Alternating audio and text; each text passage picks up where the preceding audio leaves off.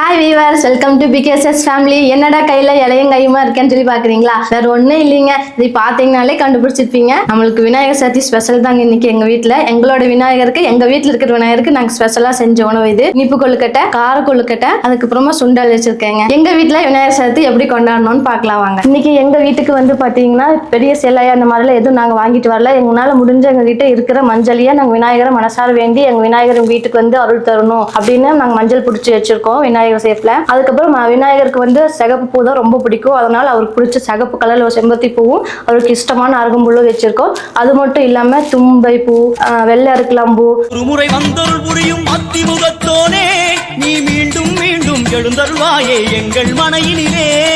ஒரு சிறு குறைகள் செய்திருந்தாலும் மன்னித்தருள்வாயே. வந்தேன் இருந்தேன் சந்தோஷம் என அருள்மழை பொழிவாயே. கணபதி ராஜா